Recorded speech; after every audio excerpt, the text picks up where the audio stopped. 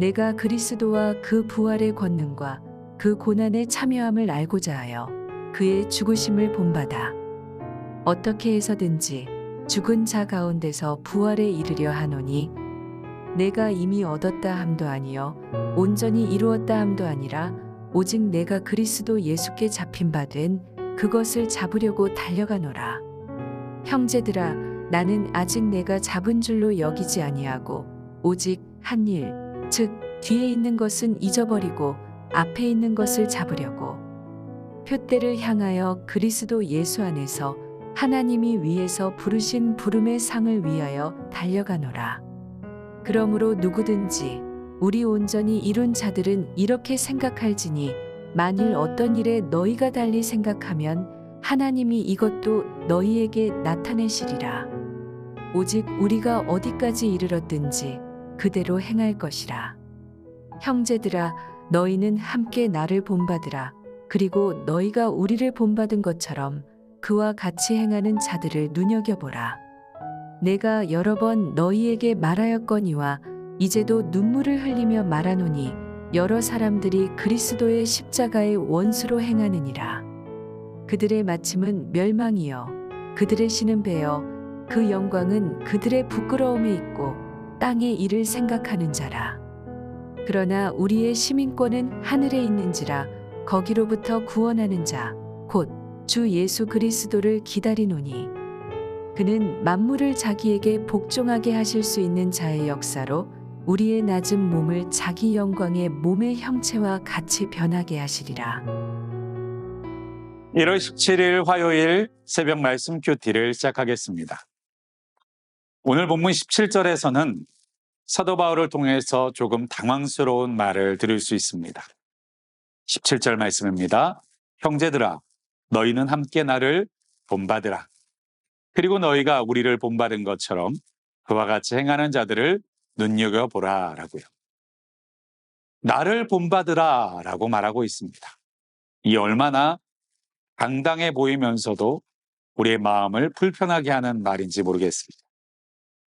제가 저를 본받으라 라고 말한다면 어떤 분들은 고개를 끄덕이실 수도 있겠지만 어떤 분들은 교만하다라고 말하실 수도 있을 텐데요. 여기에서의 본받다라고 하는 말에는 바로 기준이 되다라는 의미를 담고 있다는 것을 생각해 보시면 좋을 것 같습니다. 다시 말하면 사도 바울은 나를 기준으로 삼아라라고 말하고 있는 것이죠. 그렇다면 사도 바울은 어떠한 삶을 살았을까요? 복음을 위해서 자신의 평생을 쏟아낸 사람이 아니었습니까?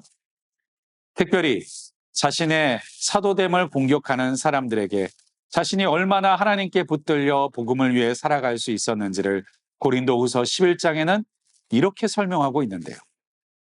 수고를 넘치도록 했고 옥에 갇히기도 그들보다 더 많이 했고 매도 수없이 맞고 여러 번 죽을 뻔하기도 했으며 40에서 하나 감한 매를 5번이나 맞았고 3번이나 등을 치는 회장을 맞고 한 번은 돌을 맞아 죽을 뻔하기도 하고 3번이나 배를 타고 가다가 파손되기도 한 여러 가지의 어려움 속에서도 불구하고 복음을 위해서 멈추지 않고 달려왔노라.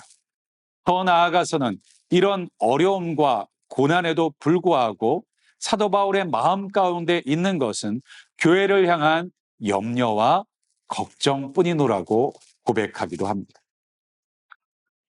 어쩌면 자신의 개인의 삶을 포기하고 복음을 위해서 하나님의 나라를 위해서 살았던 사도 바울이 우리의 삶의 기준이 되어야 한다는 말은 우리의 모든 개인적인 것들을 포기해야만 한다는 말처럼 들리고 그 말은 우리의 숨을 막혀오게 하는 것 같지 않겠습니까? 그런데 이와 비슷한 말을 하나님께서도 하셨습니다. 레위기 11장과 베드로전서 1장의 말씀에 보면 내가 거룩하니 너희도 거룩할지어다 라고 말이죠. 하나님이 얼마나 거룩한 분이신데 하나님의 거룩한 만큼 우리가 그 거룩함을 닮을 수 있겠습니까? 그러나 이것을 어떤 목사님께서는 이렇게 설명해 주고 계셨습니다. 바로 아버지의 마음이라. 부모가 자녀를 바라볼 때 반에서 1등을 할지라도 더 공부를 잘하기를 원하는 것이 부모의 마음이고, 잘하는 것이 있을지라도 더 독려하고 마치 달리는 말에 채찍을 가하여서 더 잘 뛸 수 있도록, 그러한 마음이 바로 부모의 마음, 하나님의 마음이라는 것입니다. 바로 하나님께서 말씀하여 주신 사도 바울이 말하고 있는 기준이라는 것을 오늘 본문에서는 표대라는 단어를 통해서 설명하고 있습니다. 표대를 향하여 달려가노라. 바로 인생의 목적을 그곳에 두라라고 하는 말씀이죠. 특별히 새들백 교회를 담임하는 릭 워렌 목사님의 책 목적이 이끄는 삶에 보면, 삶의 목적이란 우리 개인의 성취가 마음의 평안과 행복감 이상의 것이고, 가족과 직업 그리고 우리의 가장 큰 꿈과 야망보다도 더 큰 것이라고 말하고 있습니다. 그 가운데서 우리가 이 땅에 사는 이유를 알아야 한다면 그 모든 생각은 하나님으로부터 시작되어야 한다고 말하기도 합니다.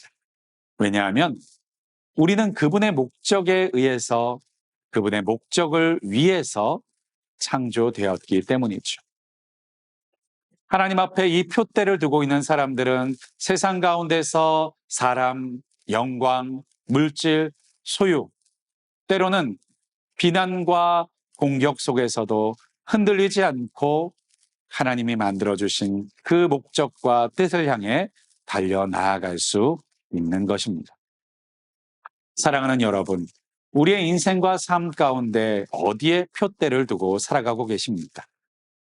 우리의 표대가 사도 바울이 소망했던 것처럼 하나님의 목적에 우리의 표대를 두고 살아나아가고 달려가시는 저와 여러분이 되시기를 주님의 이름으로 간절히 축원드립니다. 오늘 본문에서는 특별히 시민권이라는 단어를 사용하고 있습니다. 우리의 시민권이 하늘에 있다라고 하는 표현이죠. 당시 빌립보라고 하는 도시는 로마의 퇴역 병사들을 중심으로 재건된 도시였습니다. 그래서 대다수의 시민들은 부모로부터 물려받은 로마의 시민권을 가지고 있었죠. 대부분의 사람들은 한 번도 로마에 가본 적이 없었지만 로마 시민이 누리는 모든 권리와 특권을 자동적으로 누릴 수 있었습니다.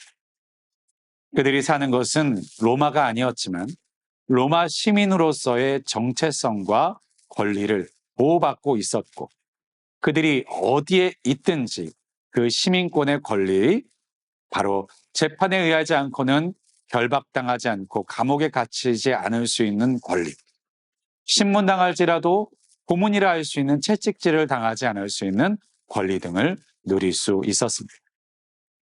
사도 바울은 이처럼 이 시민권을 잘 이해하고 있는 빌립보 교회 성도들을 향해서 바로 우리가 하늘의 시민권을 가진 사람들이노라고 말하고 있습니다. 우리가 비록 이 땅 가운데서 살고 있지만 우리는 하늘의 시민권을 가진 사람이고, 하늘의 시민권자로서의 하나님으로부터 주어지는 특권을 누리는 사람들이라고 말하고 있는 것이죠. 사랑하는 여러분, 우리가 오늘을 살아갈 때 우리의 삶의 목적을 하나님 앞에 온전하게 두실 수 있기를 주님의 이름으로 간절히 축원드립니다. 하나님 앞에 우리의 삶의 목적, 살아가는 목적을 두는 이유가 무엇입니까? 우리는 땅에 살고 있지만 하나님의 사람, 하늘의 사람, 하늘의 시민권을 가진 사람이기 때문인 것이죠. 오늘 하루도 우리의 정체성을 다시 한번 확인하시고 돌아보실 수 있는 은혜가 있기를 간절히 소망합니다. 우리가 땅의 사람이 아니라 하늘의 시민권을 가진 사람으로 그 정체성을 가지고 오늘 하루 우리의 마음과 삶을 지켜내실 수 있기를 주님의 이름으로 간절히 축원드립니다.